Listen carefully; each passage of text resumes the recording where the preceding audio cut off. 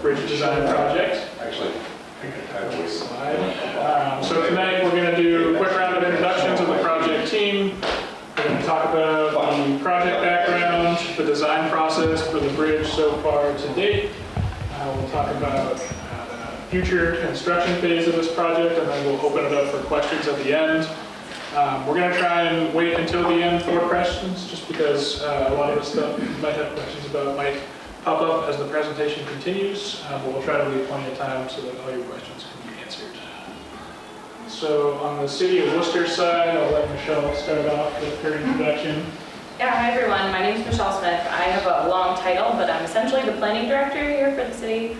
So our team is responsible for current long-range planning for the city, and part of that is the Conservation Commission and the lands the Conservation Commission owns and holds, and sort of recreation associated with those properties. So that's kind of our role here tonight. So that's me. And I'm Eric Flint. I'm the conservation planner. I staff the Conservation Commission, handle a lot of the day-to-day management stuff for the properties that the Conservation Commission holds. Also do some of the planning associated with open space and work on acquisitions and projects like this. And then our other conservation staff member is back there. So I'm Meadow, I'm the Conservation Agent Assistant, so working directly with the Conservation Commission and working with the public to work on applications that come through. So, yeah. And Maddie's also, if you can't tell, she's dueling as our AV assistant this evening. So we are recording this for folks that aren't able to attend too. Hi, I'm Steph Kiza. I'm a transportation project manager at Ray Pierce. We're a civil engineering consultant hired by the city to work on the design of this project. We've got my colleague Wes here. I'll let him introduce himself. Wesley Noon with Ray Pierce as well. I'm a structural engineer by trade and a project manager as one of the engineers working on this project as well. And hi, I'm Jen Madsen. My pronouns are she, her, and I am the regional director for Mass Audubon. This is one of my absolute favorite places to get to be, in my home base. I live here in the city of Worcester, and it is definitely near and dear to my heart. I want to just first say thank you so much to the city and to Wright Pierce for being a part of this project. We are very, very fortunate to have so much support from the city. This is really, they've taken this on as their baby, and Wright Pierce has just done a fantastic job taking care of that baby. Thank you for helping to design it. I also want to just thank all of you for showing up tonight. This is really a community project, and it's based on community input, community needs, community feedback that we've been getting for years. And it means a lot to have you all here. I also want to shout out Dan Donahue, our Mass State representative. Thank you so much for being here tonight and representing and putting your 2 cents in for funding. Just a little housekeeping. One, please, if you need to get up, do anything. There's food over here. There's restrooms out in the visitor center, just over to the right, kind of behind the kitchen area over here. So feel free to get up and move around as you need to. We're going to leave this door open just because it's a gorgeous night right now. But if anyone needs it to be closed, please just let us know. We'll close it too. So we're going to start off just a real quick overview of Brook. How many of you have been to Brook before tonight? Yay! Oh, I'm so happy. That's great. It is a gorgeous place. As you know, it is the largest urban wildlife sanctuary in New England. 435 acres of land. It is a beautiful collaborative, I'll tell you, between the city and National Grid and Mass Audubon. It's about 6 miles of trails, and it's just a very beloved space. We have over 20,000 visitors every year. You all included. We have over 7,000 participants every year that either come here or receive a nature education outside of here. We're a part of the Mass Audubon system. So Mass Audubon we're a conservation organization whose mission is to protect the nature of Massachusetts for people and for wildlife, right? That's what we do here and beyond. You can see here, Brook is one of those beautiful, unique, collaborative spaces. There's 3 different colors on here, and you can see, so this pink color kind of going through the middle, that is National Grid land. It's about 1/3 of the land here. And then the yellow land here is owned by either the City of Worcester or the Conservation Commission, 6 of one, half dozen the other. And then the blue here is actually owned by Mass Audubon outright. So it's about a third, and we as Mass Audubon manage it under contract for the city. So we are very privileged to be in this position, to be able to help support this land. It is free access for all Worcester residents and many, many other populations. We host a variety of low cost to no cost programming on site. We're a part of the Worcester City bus line. And one of my favorite things that we have here is we have an all-persons trail. And this project itself is actually going to be create a beautiful destination for our all-persons trail. So it's really an extension of that trail, and that an all-persons trail for Mass Audubon means that it's a fully accessible trail for all sorts of mobility devices. It also includes a sensory overlay, so with visual enhancements, audio components, it's lots of seating and beautiful swings. That's fun. It really is the highlight of the sanctuary, I would say. And so this little line here represents the all-persons trail. Can you just go back one little slide? Thank you. You can see kind of the trail system here. One thing I do want to talk about for this project is the stream crossing at the southern part of the sanctuary. It's right down here. It is really critical to the connectivity between the east and west sides of the sanctuary. Right now, we do have a few other spots, but in a few years, we are currently working on a stream restoration project where this whole part of the north part of the sanctuary is going to get a little bit of a refresh and in terms of our trail designs, and that might interrupt some of the connectivity for some time. And so to have this area down here be restored in a fuller way is really critical. If you'd like to learn more about the larger stream restoration project that we're working on, I have a couple of boards back there, and I'm very happy to talk with you offline. You can also go on our website and see it. If you just type in Meadow Brook stream restoration, it will pop right up on the Mass Audubon website. So it's a great project. Thank you. Also, if people want to look at our kind of trail system, you can see a little bit about it. But yeah, the Sprague Trail system is really critical right now.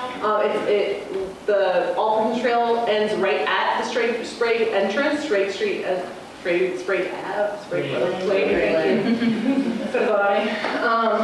Excuse me. And so it's really a really critical, beautiful component, and it is just ready and waiting to become a part of that all-persons trail, and certainly for that connectivity. I forgot one housekeeping thing. Oh, I did say bathrooms are run quick. I did say that. Okay, we're good. Thank you. And on to the next. Thanks, Jen. Yeah. So as you heard, this whole sanctuary is really a partnership with Mass Audubon, and they're really the critical piece. The city has very little resources to manage this, so we really rely on them on a day-to-day to make sure that the property is accessible, and that you all, as you're enjoying the property, and we as we're enjoying the property, are able to continue to enjoy that. And so a few years ago, Mass Audubon brought it to the city's attention that there really is this challenge with the specific section of the Sprague Trail link that we're talking about tonight. Have any of you walked that and seen that section of the trail flooded out? Lots of hands. So we realized that this kind of creates this dead end, right, for that section of the trail. And so the goal here was to figure out how do we reconnect that, and how do we do it in a way that it helps extend that all-persons trail that Jen was talking about. So again, the all-persons trail is kind of this yellow section here. So it goes, basically, if you're walking down the hill, you go down the hill, zigzag, you go to the left, and then that kind of ends where you essentially come into Sprague Lane. And then the trail that we're talking about upgrading so that it's part of that accessible system would be the part that comes essentially right off of Sprague Lane. So it goes not parallel with Massasoit, but actually perpendicular. And so it brings you out, and there's a nice little bench that you can kind of sit at and overlook the water. So really we're talking about creating a bridge, a pedestrian bridge in that section where that kind of bench is, and where you can't cross most of the year that section of trail. So we've been in drought conditions, but even despite this drought condition, we're really still not able to use that absent maybe 1, 2, 3 times a year, or you're gonna get your feet wet if you go try to cross the trail there. So we really want to create an experience where you can continue to use all these wonderful trails, but not have to end up, wading through the river to get across. And also enjoy the wonderful wildlife. Part of the flooding that we are experiencing is due to beavers. Beavers are great. They create awesome biodiversity in our wetlands, but they also create flooding. And so we're combating that. So how do we kind of coexist with these other creatures that we enjoy in the space that we have, that we've dedicated also to protecting those creatures? So again, this little blue section here is really kind of where we're talking about this red section, basically everywhere east or to the right of where that bridge, that crossing over the river would be, is an area that would be getting upgraded, also to be accessible. So all persons trail conditions, that in partnership with Mass Audubon, they're willing to help the city kind of upgrade. So this project is really specific to design. So all we're doing is saying we need to design a bridge, right? There's a whole lot of other things we need to think about to fund and construct, but we're at the point where we're just saying we're going to design this, come up with a design, and then we can figure out how much it's going to cost us, what we need to do for permitting, and then how construction will look. So we're really at the very beginning of that process, and we'll talk more about kind of the rest of the timeline and what that looks like, a lot of which is uncertain later. But really that's the area that we're talking about in terms of this scope. We're really just talking about, we're designing a bridge at this point, and we have a concept. We're at about 60% design, and we're going to show you some of the alternatives that we looked at and talk about why we selected the design we selected, and hear hopefully thoughts and questions from you all that will help us progress that design to 100% later this year. And so again, this is just an aerial image. So you can see John was talking about kind of National Grid and their relationship to the sanctuary too. Power lines, this line here is the power lines. And then we've got the river and the wonderful wetlands. So you've got Route 20 down here, just as a bearing. This is Massasoit going north-south. We're here at that blue star. You can't see the trail, but it kind of zigzags down and through. And really we're talking about upgrading essentially from here down and then across, right across the river here, and then kind of keeping the limit of this project to that section. So just again for bearings. So this map again is showing you that kind of patchwork of different ownership. Again, you're seeing this green property, that's the Conservation Commission property here. So again, the city's role, this property we actually own the fee in, so the city owns the land while Mass Audubon manages it. We have a partnership. It's the city's property, so the city's role here is helping support these improvements, because at the end of the day, this is our property.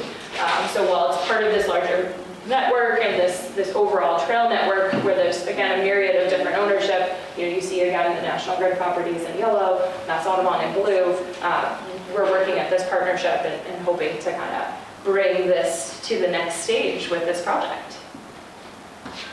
So here's some photos. You can just see, most of you are familiar and noted that you've been to this and you've seen it flooded. Really, we're kind of taking, this is the trail that we're talking about needing to upgrade to make all persons accessible. You can see some of the drainage infrastructure that is in this area, kind of off to the right, I believe, where we have city drainage infrastructure that comes out, taking the water from the streets and some of the runoff from folks' houses, from the network around Sprague Lane that kind of dumps out to the sanctuary here. You can see where it's supposed to dump out. Basically where this piece of concrete is, there's a pipe. But you can't see it because it's submerged. So it's also not working the way that it should be working.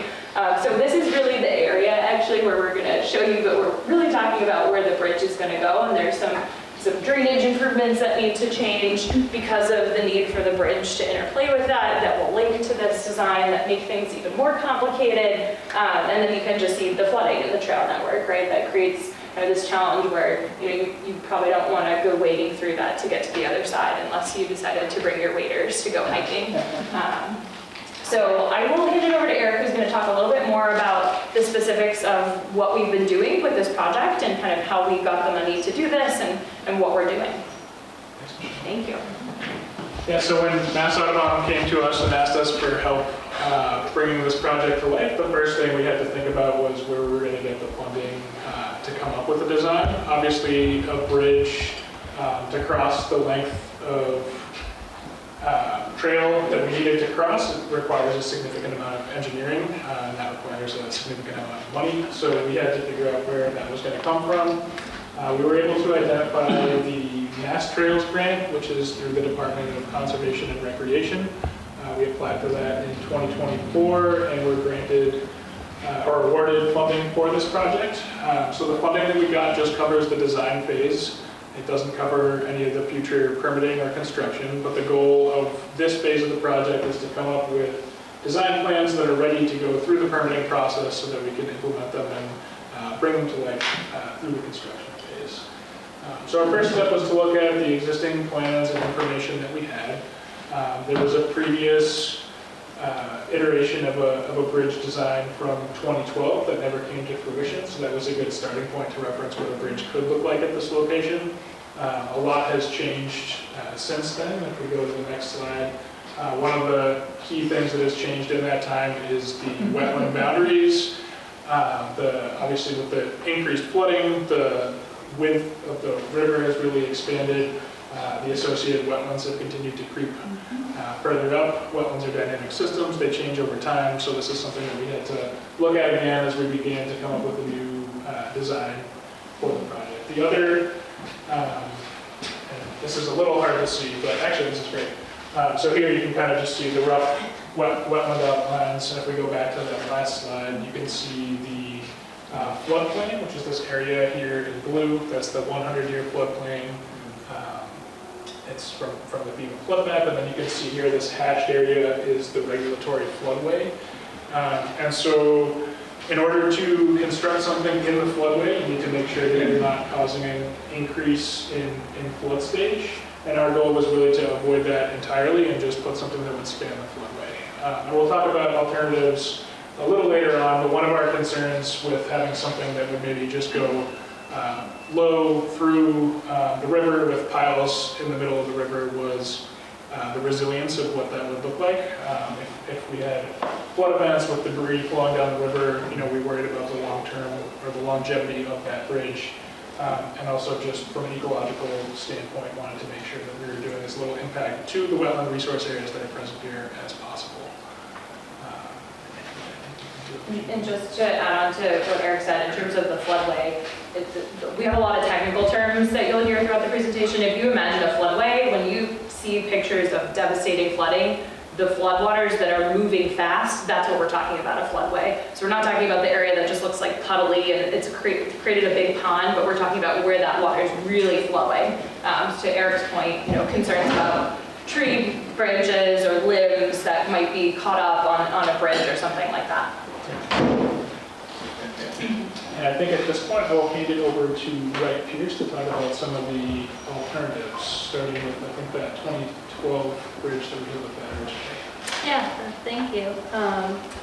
So on the screen here, we tried to highlight in orange just to make it stand out the path alignment. So we ended up reviewing 5 alternatives. The first one is the 2012 alternative, we're calling it. We just dropped that alignment right into the updated survey base. That one had a bit of a more dramatic skew than some of the other alignments we looked at. Alternative 1 essentially straightens out the alignment, but in order to do so, we had to cross a longer span of floodway and also additional wetlands, which resulted in a longer 70-foot span and a 51-foot boardwalk connected to it, which you can imagine that length of structure was a bit more expensive. Here, the next one. We then have alternative 2, which has the gold star that ultimately was the preferred alternative. And then alternative 3, they're very similar alignments, just alternative 2 is a longer span. And let me go back a slide, I neglected to mention. So both the 2012 alternative and alternative 1 are made up of single span structures, which means no piers or piles in the river, just abutments in a long structure. Sorry, alternative 2 is the same. This one we're able to get down to 55 feet and fully spans the floodway. Alternative 3 was also a single span structure, a little bit shorter. And then Alternative 3A, we didn't actually develop a plan for it, but the idea with that one was to make it a multi-span structure. And the reason we didn't develop a plan is in coordination with the city, we ultimately determined that having a multi-span structure with those piers and piles in the river would result in the need to do what's called a no-rise analysis that Eric referred to earlier, and that would just add a lot of cost and time to the project, so we deemed that non-feasible. So alternative 2 was selected as the preferred alternative due to balancing impacts to natural resources and cost. We go back a slide. Alternative 1 ultimately had the least amount of impacts to natural resources, but it was the highest cost. So alternative 2 met somewhere in the middle. There are some impacts to resources, but not anything dramatic, and the cost was lower compared to some of the other alternatives considered.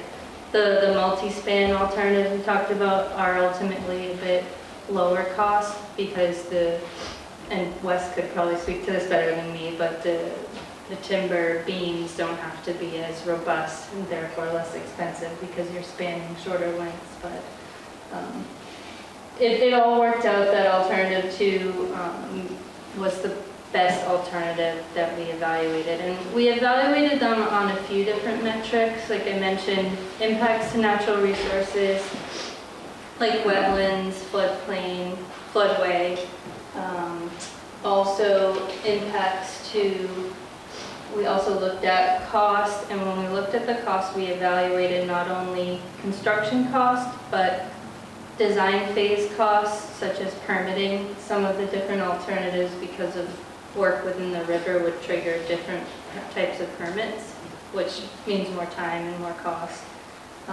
We looked at life cycle costs, which essentially means looking at the costs over the useful life of the structure. How often would you have to perform routine maintenance? How often would you have to replace key components? How much might that cost? That type of thing. And sorry, just gonna get my notes real quick, make sure I'm not missing anything else we evaluate. Oh, additionally, bridge length, the length of the wing walls, all of that were considered in the evaluation. And then moving ahead into the civil design, once we selected the preferred alternative, our main goals with the design were to provide an accessible bridge crossing. As been mentioned before, accessible means available for all persons to be able to access, not too steep, make it wide enough. The surface needs to be appropriate for different types of users. We wanted to provide trail improvements leading up to the bridge, not just the bridge alone. Minimizing impacts to natural resources. It's a little bit of a mishmash on this slide, but this is essentially our plan showing the natural resource impacts. The yellow is permanent work within the 25-foot riverfront area, which is a regulatory boundary for resources. The magenta lines here are the regulatory floodway that we were talking about before. The green is temporary work within the riverfront. Let's see here. The red here and here, that's bordering land subject to flooding, which is floodplain. Let's see, there's a whole lot of regulatory stuff. We don't have to go super into weeds, but you get the picture. It's a lot to consider. I think while we're on this slide, I would also just mention that any of the permanent wetland impacts that we create would be mitigated by wetland replication elsewhere within the same wetland network. So any wetland fill that's required for any parts of the project would be mitigated at a 1.5 to 1 ratio elsewhere on the state. Yes, and we're working closely with the city to identify the best site for that based on the upland conditions and we're probably going to do a site walk at some point and take a closer look. But additionally, we have very minimal floodplain impact, and that will be addressed via what's called compensatory storage. Essentially, if you add fill within the elevation of the floodplain, somewhere else on site, you carve out the same volume at the same elevation so that essentially you aren't causing the water to rise within the floodplain. We listed some of the design and accessibility standards that we've referenced during the design development.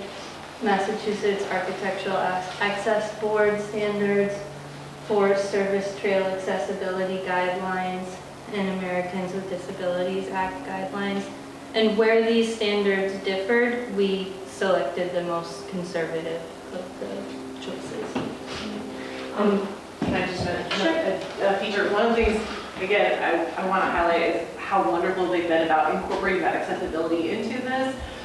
This would be the destination for our all-persons trail. It would not go beyond the bridge. There would be like a little turnaround area right after the bridge, but it's just not feasible for us to continue at this stage. Maybe in future stages, but this is where it would be. But it would be a gorgeous overlook over the marsh. For sure. Yeah, that's a good point. I'll point that out. Right here where it widens out, this is intended to be the turnaround.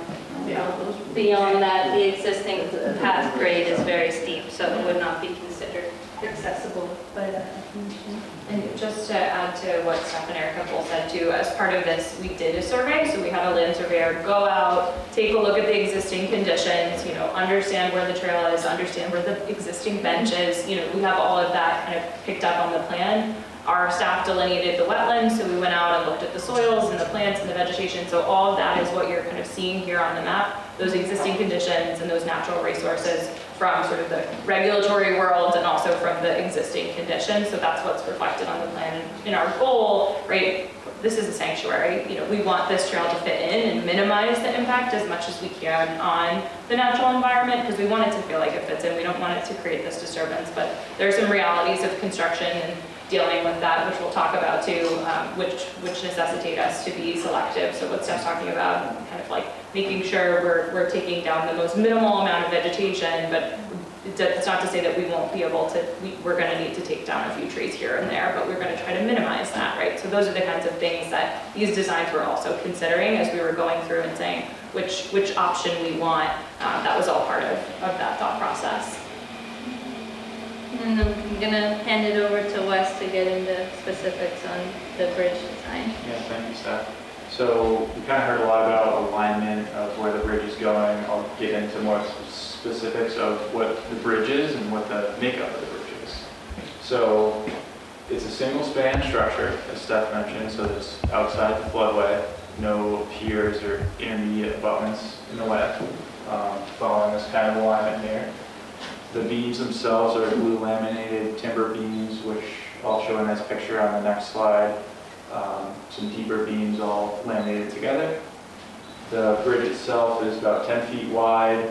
The actual walking width is 8 feet, and it's 55 feet long with timber railings on both sides and railings that go up the path at the approaches for a certain length until the grade kind of meets existing grade, where there's not a drop off. And then some of these components at each end, here the abutments and wing walls, and again I'll show some pictures, but similar to like a pier or other waterfront structures that people may have interacted with, it's timber piles with timber pile caps and bracing. Some of the standards down below, I won't read them off here, but we followed the AASHTO bridge design specifications for pedestrian bridges, and although this is intended to be a pedestrian-only bridge, the bridge can handle up to 5 tons for maintenance vehicles, or if the vehicle ever needs to get back there to maintain maybe the next phase of this Not project. ATVs. No ATVs. And we'll certainly consider how to make sure people don't think they can go down there with ATVs. How are we gonna do that? So Since they're already up there. I walk up there all the time. I mean, they're cruising up there right now. You know, we consider putting some bollards in so they can't actually physically make the width to go around and go in there. That'd be one technique to take care of that.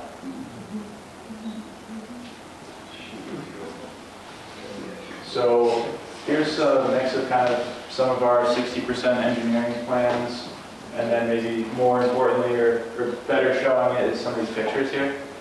So this is a good picture here that kind of mimics the elevation view of the bridge. You can see the timber piles coming down. This one here is depicted as a multiple span bridge. So there's these intermediate piers. So as we kind of mentioned, those aren't part of this project. It's going to be one single span, so we're completely out of the floodway. But ultimately, it's pretty similar to this kind of look here. And then on the right-hand side of the screen, you can see these glulam timber beams. Again, it's a bunch of timber components laminated together. In this case, we likely have 3 beams, a little bit over 2 feet in thickness.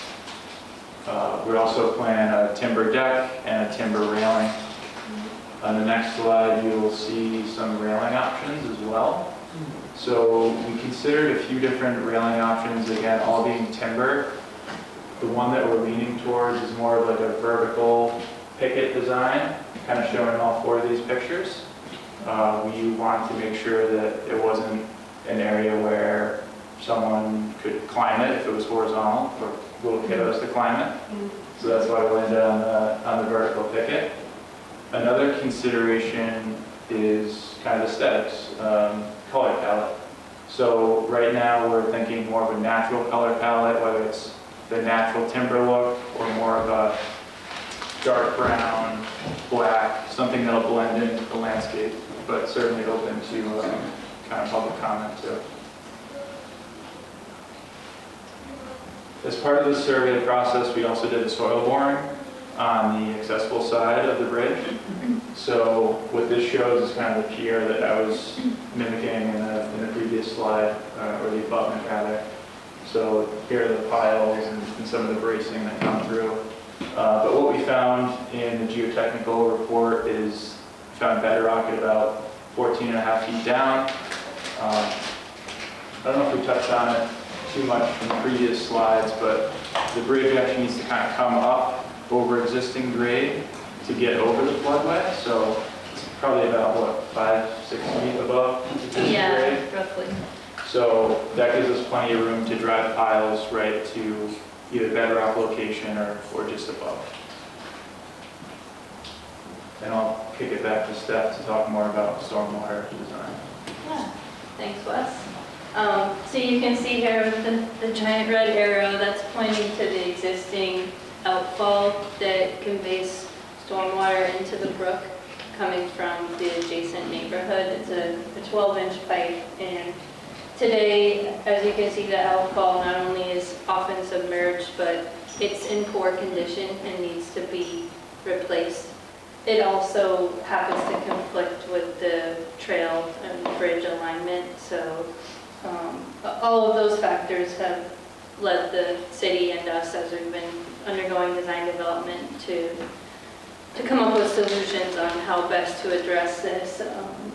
And during the development process, we've had discussions with the city of, instead of replacing this in kind with another outfall just off to the side somewhere, they were interested in investigating what are called best management practices, or BMPs, which would essentially daylight the stormwater into a facility such as we're currently looking at options like a water quality swale or a bioretention pond, and that would take the runoff and treat it and essentially store it, and it would be outletted into a wetland or the river. We're not sure exactly where it would best fit just yet at this stage. We're still very early stage looking at that, but that would provide better treatment. It would get rid of this unsightly outfall at this location. So right now our team's looking at a few concepts. and evaluating those for feasibility, and we'll present the information to the city to make a decision once we've gone through that process. Next, we just wanted to talk about the project timeline. So today, end of March, we're nearing completion of the final design. We're aiming for May 2026 or early May. At that stage, the stormwater component may not quite be fleshed out. We may need additional survey depending on where we determine the best location for the features are, but the rest of the design will essentially be complete by that point. And as the city mentioned previously, the next step is basically doing fundraising and moving on to permitting and construction. It's our understanding that the earliest that construction is likely to happen wouldn't be until fiscal year 2028, but it could be further into the future. It really depends on funding availability. And then now for the construction phase. While this is a ways out into the future, understanding if there are abutters or neighborhood residents, of course, the construction would be a concern. So this map probably looks familiar by now, but this is Sprague Lane, the trail starting at the end of Sprague Lane down to the new bridge crossing. That section of the trail would need to be closed to the public during construction, mainly for safety. It's anticipated that the trail itself will be the primary access for construction vehicles, so there's likely to be heavy construction vehicles coming in and out throughout the day, bringing materials to the site, bringing equipment, and just want to avoid any conflicts with the public during that time. Will they be left there overnight and weekends and? So a lot of those details. We live in that house right there at the end, and we're just wondering if there's going to be all sorts of constructions. Yeah, we can't have company on the I mean, weekend. we haven't even raised the funds for it. So like for us, we're really prioritizing a method on how can we minimally affect our neighbors and our programs and our visitors and our just people who enjoy the spaces, who drive on that road, who want to park in their driveway and not be, we really are thoughtful about that, and we don't know when we're going to be able to get to this phase, and those are things that we're going to collect ahead of time that we can talk with the contractors to say, this is what our parameters are, and choose the right contractor who will meet those needs, right? Because we worked with George Russell 2 years ago. Yeah. And helped with the no parking on our street. Yeah. Because basic Hindus, I'm sorry, they're rude. They have no problem stepping out of the car and stepping in our gardens. Yeah. And, you know, and it's just got out of hand. Yeah. And George Russell helped us, and he put some no parking posters, signs, whatever, and there at the end of it at Sprague Lane. Typically for a project like this, we haven't reached this stage yet, and it'll also be up to the city, but we often see language in the contract documents prohibiting the contractors from staging equipment and employee vehicles on public roadways.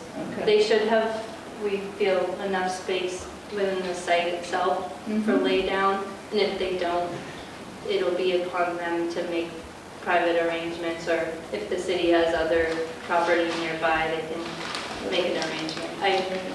Because the documents haven't been prepared yet, I can't say for certain that'll be the case, but it's my assumption that most likely something like that will be in place, and the city can kind of confirm their. Yeah, so I mean, I think all these details are things that we would get into after the permitting process when we start looking at contractor selection. And we'll get into this in the next slide, I think, but we would also plan to have similar public outreach and community meetings like this to discuss the construction phase before that gets started. So this won't be the last time you hear about this before anything gets started. So there'll be future opportunities to voice concerns and talk about potential impacts and how we can mitigate those. And I think what we'll talk a lot about tonight is just talking about the types of machinery that we are likely to expect and sort of what, again, what that kind of impact looks like. The specific logistics to your questions, like, again, we're just not quite at that point yet, but we certainly appreciate and expect that you all have questions like that, and we want to be able to answer those and take the concerns that you have into consideration as we move forward. Like Eric said, when we get to that point, we'll have community meetings. You know, we have a community meeting where we have the contractor on board so that everybody knows who the contractor is, and you know, there's contact information for one of our staff as a project manager if there's an issue, so that we can be responsive. So, you know, the idea isn't, you know, to try to make everybody's life miserable. We're going to try to minimize it as much as we can, but you know, it's always hard to predict certain things, right, with the weather or otherwise with funding. So we can't necessarily say we'll take one construction season, we'll take multiple. You know, it's going to be dependent on exactly when we get started and what things look like. So, but Steph will talk us through some of that equipment, which I think maybe will help a little bit in some of those questions. Yeah. Yeah, so we're anticipating that the types of equipment that would be used for this project would include a crane for picking the bridge span, so placing some of the piles, likely dump trucks bringing material to the site for the trail, compacting equipment, excavators, we're going to be some excavation. I think that that's, covers it. yeah. Maybe some smaller skid steer equipment. And then when Steph says crane, it's not like a 1,000-foot crane. Yeah. It's maybe an excavator can put the beams in place, or a small crane. And that would only be for like a day. Yeah, it should be pretty. I'm sorry, I just had a question, like as far as wildlife and stuff, because that's what, all the deer live right there. That's their house right there. Right. You know what I mean? And they're constantly crossing and stuff. So I'm just curious, like, are you taking the wildlife into consideration too? Yeah, absolutely. Like as you build, you know what I'm saying? Right. And I think as we get closer to construction too, we're going to kind of define that for the contractor. Like, this is where you can put equipment, this is where you can stage. It's an upland area that's not in the woods, it's not in the wetland area that's going to be disturbing to wildlife or the natural resource. We're going to try I know to, that's where they all live. yeah, definitely minimize both permanent and temporary impacts to wetlands and other resources. But using the trail itself for the vehicles, so that's. Yeah, I know I saw a lot of deer in here when I was. Yeah, that's what they- Little They're not baby. They walk around the back up and down that trail continuously. Yeah, that's all they Places, do. yeah. It's beautiful. Yeah. And what's the lucky piece is that they have 435 acres that they can play on, right? There's a lot of connectivity to the wildlife and the spaces there, so they can move and adapt, as they do. Deer are great at that. Yeah, hopefully they'll enjoy the bridge too once it's in place. And in terms of duration, the city touched upon this, but it's a somewhat straightforward, simple project that could, in theory, likely be completed in one season. It just really depends, when is it bid? If it's bid in the fall, it may end up straddling 2 seasons. And another major factor is what is determined for the stormwater solution, and is that part of this project that could kick it into a second season. So all of that will be determined once we get closer to construction and communicated at that stage. So next steps, fundraising, securing funding for permitting and construction, and then the permitting process, which Eric will be taking a major lead on that front. Public outreach, as part of the permitting process, there'll be public hearings, and then a neighborhood meeting is anticipated prior to construction with the city team and the contractor to address questions, share information, that sort of thing. Yeah, that's it. To open it up for questions and comments. I've lived there for 40 years, and I see no need for any of this bridge. Really, you can get through there 3/4 of the year. All winter long, you could cross that, because with snow on, you could just walk across. Occasionally, the water gets high, which it is right now in April and stuff, and the water's running up and down. Another solution is those beavers. Now, Wilson Meadow is beautiful because of the beavers, but Before the beavers were there, you could walk across that anytime you wanted. The only reason that water's high is the beavers have put a dam in over there, and that's why Wilson Meadow is raised to the thing it is now. So the easiest solution is over on Toriano Trail. You have those big wire things, and the water can go right underneath the road, right underneath Route 20, and then the water is gone. Now, Wilson Meadow takes a beating on it if you do it that way. But with that, you don't need this bridge. So I can talk to the beaver part a little bit, and then maybe I'll turn it over to Jen about trail connectivity and the flooding in general. When we first came to look at the bridge location, we did go down and take a look at that dam down by Route 20. And Fleet Electric, before they moved out of that facility, also had serious concerns Well, the about water would go right into the parking lot. You just walk over so it. they had actually hired a beaver specialist at one point to come in, partially breach the dam, and put in one of those beaver deceivers that you're talking about, which was installed. The water levels haven't fallen as much as we would have thought based on the work that they did. But we've been in communication with Mass DOT about that as well, making them aware of how high the water is in that culvert that runs under Route 20. And there have been at least some preliminary actions taken to try and address that beaver problem at that Well, location. if you have that work, you definitely drop the water table down a substantial amount. And then you can just walk over the rocks, which are always there. You can't get over there now because the water's running, but you take that water out of there and you just walk across it continuously with no problem, which I've done until this was even started again. Now the next thing on the bridge that you're going to do, sometimes that water is way up Sprague Lane Trail. Which, by the way, it was supposed to be Lillian's field because she's the one that got this whole thing going that Debbie Carey said it was going to be Lillian's way, but it isn't. But, you know, it's just another thing. So that water goes 3/4 up Sprague Lane Trail occasionally, not all the time. It is right now. Like, Yeah, no, I don't agree with you. That thing is, we're gonna have waterfront property pretty soon. That's creeping and creeping and creeping. And that's another beaver-related issue. Right, over there. exactly. Now, the next thing is, the water that runs off of Sprague Lane is supposed to go down underneath into the river. It never, into the brook, it never has. Because that's dammed off. In the middle of all of those things going down there, someone, at the very beginning, put a whole bunch of sandbags in there. So the water never has run continuously all the way down. So that's one issue that needs to be solved before you even get to whatever you call that thing that's fallen in for the last 50. It was there, it was fallen in when I got there. 4 years ago, that was in the river. And it's just got continuously worse, which nothing's ever been done about that. And part of what Steph was talking about with the stormwater BMP would address that. Yeah. You know, we'd be taking a very close look at that existing infrastructure. We've been in communication with the sewers department, and they're planning on going to examine the infrastructure soon to look They at. sent it down there for years, my friend, and I'm sure that you're right. They sent it down there for years, and no one's ever found what the problem is. The water's never run through this, so that'd be the first thing I'd start with down there. Yeah. And again, so the next thing the is, solution are you is gonna like strip all the trees down in the whole area? In that whole area, because right down you have a nice path, and you have woodlands on both sides.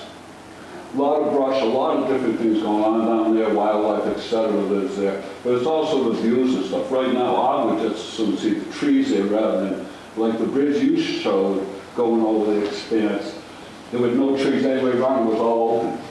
Now, it may be really nice when you're walking across that bridge to see it, but overall, it takes away what I like is nature, and you put a bridge there.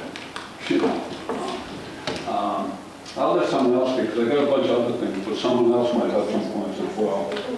We'd like to address them too. Yeah. The pieces that you brought up, those are good points, right? You know, the connectivity in that area, like, the fact is our storms are getting stronger and more frequent, right? Sure. That is a fact. Like, we are seeing that, we're seeing that data, and that's part of one of the reasons why we're working on the stream restoration project through the whole sanctuary, right? That's a big project. Again, happy to talk about it later. We have our very own Linda Hutchins, who's like a part of it. Linda's one of our Mass Audubon amazing experts, knows a lot more than I do on that project. But we're seeing, even in that area, we're seeing washout, right? So that even if there are times where you can cross now, those stones are becoming less and less stable. That crossing is, there's the water flowing faster. Well, they've never been stable. Well, yeah, there's that too, right? It's a little adventure, that's fun too. But for us, it's about that connectivity. We really want to make sure that the east and west sides of the sanctuary are connected, right? That people can enjoy all of it. And as we continue through some of these projects going in the future, we want to make sure that we're enhancing that connectivity in as many places as possible to make it more resilient to these storms, make it more resilient. We don't know when that Holdridge Trail crossing in the middle of the sanctuary, this crossing that's over here, right? Like, we don't know when that's going to be. It's often flooded now, right? And will we be able to get over it? So having Most days you can. That's like this, most days you can get across and put a bridge in. Is for a lot of money, is basically incredibly overstating the needs. But anyway, we just wanted to talk about some of those points. So, anyway, The other thing I would add to that too is that part of this project, like we said, is to create an extension of the All Persons Accessible Trail. So we're basically, if you looked at that map, it's not quite doubling, but I think we're adding about a quarter mile to that. So we're actually opening this area of the sanctuary up to a lot of people who can't currently use it. So we want to expand that access, right? Someone who might not otherwise be able to get down there, might need a reprieve or an opportunity to have a more level surface or a more graded surface. This would open up opportunities for those folks who are visiting the sanctuary, who are residents in the city. As soon as you get over that bridge, you get into some tough area. That anyone. They're not gonna go over it, they're gonna go on the bridge and go back. Why can't they just get sprayed? Yeah, you stop it with Couldn't you just benches fix right sprayed on. legs so they can still get there? well, it's currently flooding, right? It did a lot of flooding. And there's trees everywhere down there as well, so I don't think we cut down all the trees in the whole area. But, We'd be preserving as many trees as we possibly can and replanting. trees in the bridge. Yeah, we have some more questions too. I want to make sure we leave space for others as well. I have one minor one. Yeah. Does the Triana Brook Trail connect to the Sprague Trail? I mean, Yeah. not easily, but it does. It does not connect. Is that where you go over the little cement bridge that's been there forever, and then you take a left down? Yeah, do a 4-mile walk, you just go toward. Yeah, it's about a 4-mile walk, no, And go right down Spread Lane Trail. The Trail on the Trail is the north part of the sanctuary. For those of you who have been down there, it's a beautiful, accessible trail right now. It's not quite an all-persons trail. It doesn't have the overlays and pieces, but it cuts right down through the middle. That's something that's going to be affected by our stream restoration project in the future, and we're going to bring it back as a accessible trail eventually. But you have to get through some very inaccessible, I should say, in order to get back to Sprague Lane. Sprague Lane is like way at the bottom and Trail is way at the top. So there's a lot of heart in between. So. I'm worried about, like, as us as neighbors that live right there, like, as it is now, it's people park down there constantly. I have people that, like, actually park right, walk out driveway and take a walk, and it's like, you've got to be kidding me. You know what I mean? So it's like, I think it's something, please consider that too. Yeah. Like, making that don't come down here sort of thing. I mean, it's a public road too. Yeah. So I can't cut off a public road. No, but you know what I'm saying? It's like you're taking kind of I don't know, you're making it you're putting it right in our driveways. You know what I mean? And it will become your parking lot down there. Yeah, that's exactly. Just to clarify, so the intent isn't to change or create a new No, trailhead, no, it's not the intent, right? it's The just what will intent is to have folks still come here and enter, right? So we're not proposing to make parking places or encourage people to use this. There's boulders in place at the end of the road. We aren't envisioning any of that changing. We can absolutely think about how do we continue to educate people about where they should be going to create access to the trailhead, right? And what those requirements and restrictions might be on the neighboring streets that need to be respected. But the intent of this is not, certainly not to make that worse. But it's important for us to understand those existing conditions. So if you want to talk specifically about that one-on-one after, we absolutely can. I just want to make sure we also get to other questions that everybody has. Yeah, I'm a little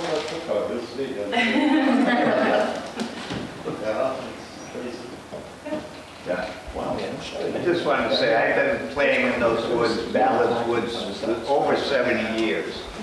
And it's a couple of the best things that's ever happened. One was the city putting in the Triano Brook, making that flat and accessible. We used to call that the stretch. It was all broken pavement, and kids would burn that swamp, the bottom peat up there every year.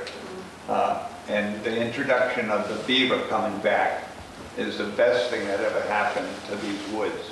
I mean, it's brought in a lot of birds. Before there were only frogs in that little dried out ditch all summer. And when the beaver are there, it creates a huge wetland. You see great blue herons, green herons, kingfishers. All that stuff was never there. And there was never any deer in these woods. There were never any, I mean, I used to go tracking through there every winter. There were only pheasants and rabbits. That is about all that were in these woods. And so it's come back a tremendous amount. You've got turkey, you've got deer, you've got all kinds of things that you never, ever see before. So thank you to the city for doing such a great job.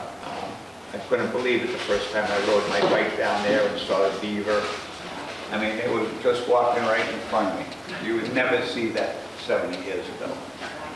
It is amazing, right? The vibrancy of these spaces, and we want people to be able to enjoy it, right? And we want to maintain that and protect it as best we possibly can. And educating people about nature and making it accessible for people is the best way for them to feel like this matters, right?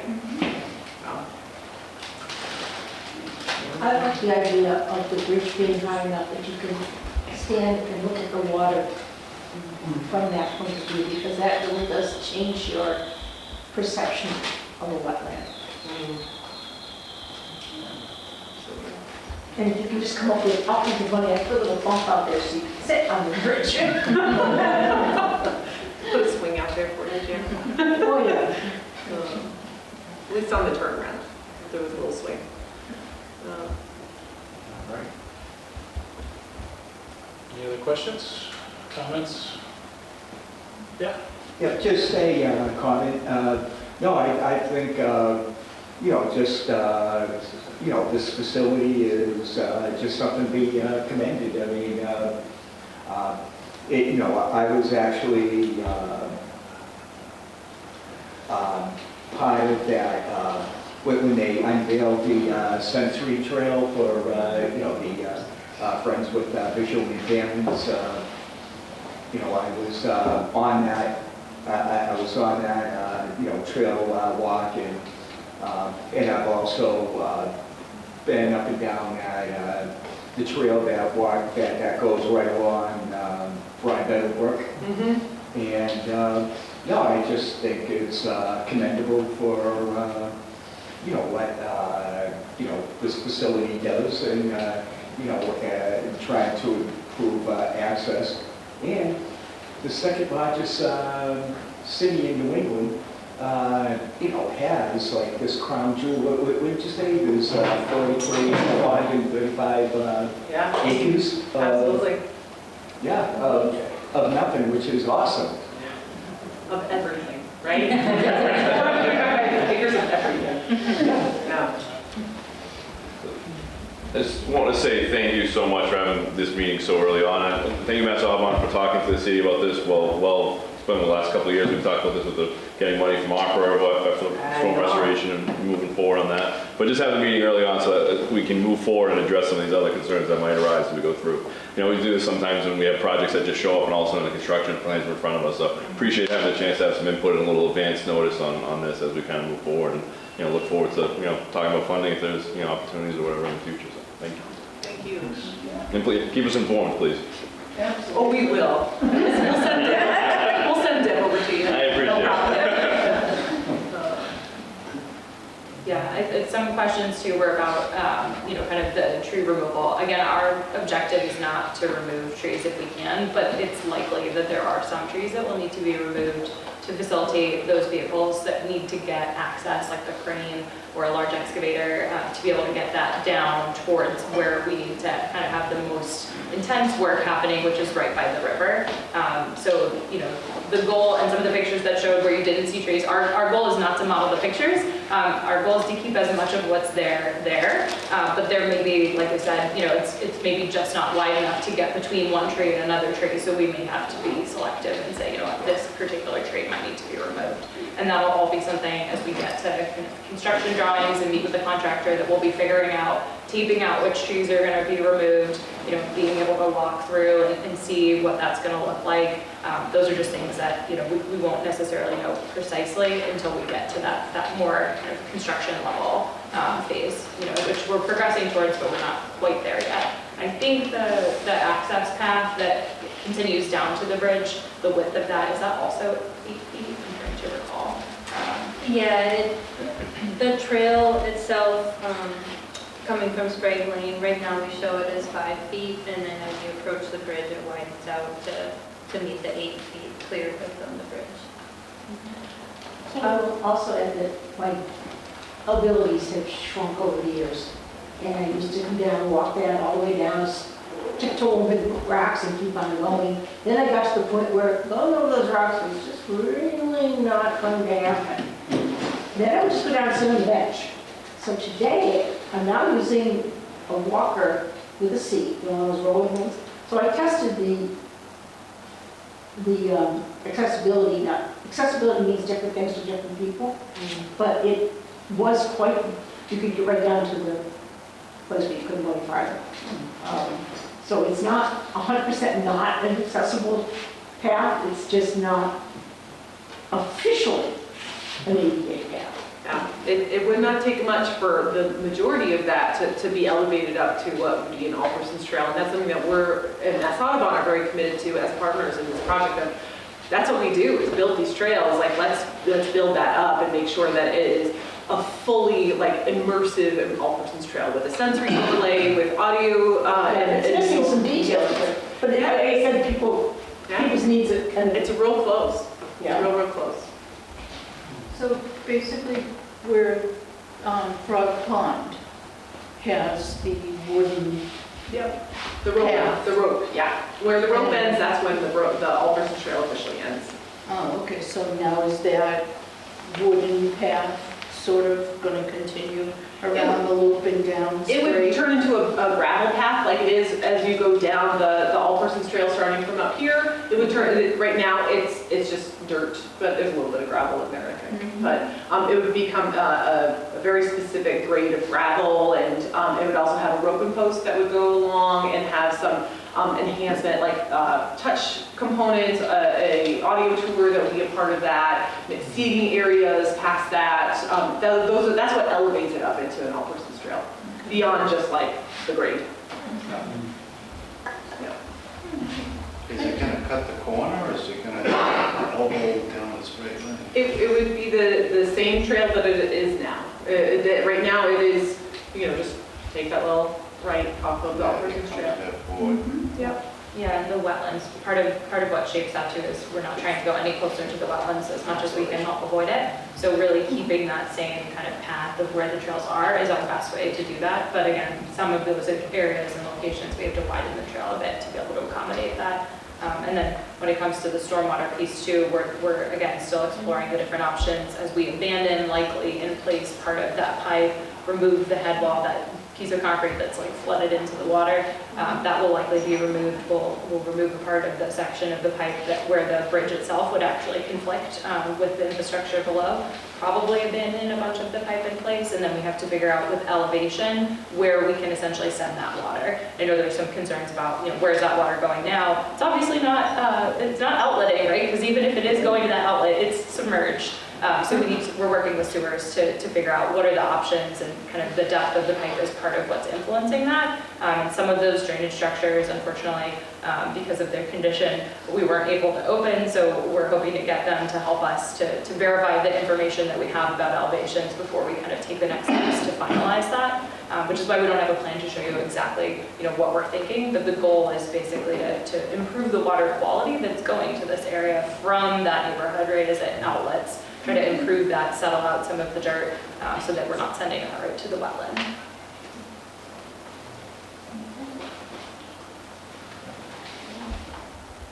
Well, thank you for keeping us in the loop. Thank you for coming. Yeah, thank you. I will leave the slide with our contact information up on the screen.